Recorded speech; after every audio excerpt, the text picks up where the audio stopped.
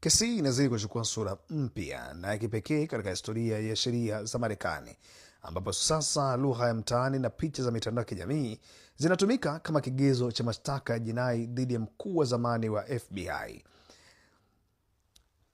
Aliyekuwa mkurugenzi wa FBI James Comey amejisalimisha rasmi mbele ya mamlaka katika jimbo la Virginia kukubaliana na mashtaka ya kutoa vitisho dhidi ya rais wa Marekani Donald Trump.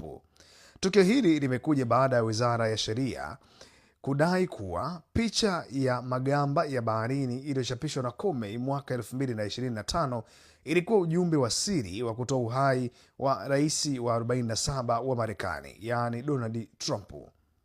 Tofauti na kesi zilizopita, safari hii mambo yamechukua mkondo tofauti kabisa.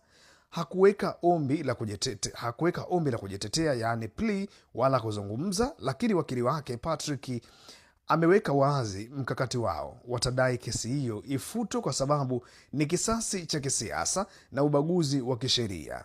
Lakini jaji pia Fitzpatrick ametoa pigo kwa wizara ya sheria kwa kukataa maombi yao ya kuweka masharti magumu ya kuachiliwa kwa Comey, akiamini kuwa mkurugenzi huyo wa zamani hana nia ya kutoroka hata kidogo. Rais wa Marekani Donald Trump ameongeza nguvu ama chumvi kwenye mjadala huo kwa kutoa tafsiri yake binafsi kuhusu namba hizo. Anasema ni instilai ya magenge ya uhalifu inayomaanisha muue. Magenge hutumia neno hilo wanapotaka kumuua mtu, wanasema 86 huyo, alisema Trump, akimuita Comey mtu fisadi sana. Hata hivyo, upande wa Comey unasisitiza kuwa namba hizo hazikuwa na maana yoyote ya kijinai kwake na aliziona kama mpangilio wa kawaida wa kisanii wakati wa matembezi yake ufukweni.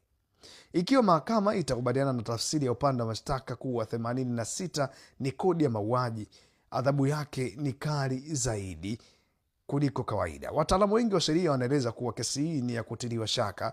Katika sheria ya Marekani, ili mtu ahukumiwe kwa kutoa tishio, lazima thibitisho lipatikane kwa kuwa alikuwa na nia ya kweli, yaani true intent ya kutenda uhalifu. Sasa je, picha ya gamba inaweza kuthibitisha nia ya mauaji? Je, matumizi ya 86 ambayo pia hutumika migawani kumaanisha chakula kimeisha yanatosha kumfunga mtu miaka 20? Hii ni mara ya pili kwa utawala wa Trump kujaribu kumfungulia Comey mashtaka, jambo ambalo wakosoaji wanasema linaweza kudhoofisha uhuru wa wizara ya sheria na kuigeuza kuwa silaha ya kushughulikia wapinzani. Je, unahisi mamlaka itakubali lugha ya mtaani kama ushahidi wa kutosha wa tishio la mauaji, au hii itaishia kwa kesi ya uhuru wa kujieleza? Swali na majibu yataenda kutolewa na mamlaka husika.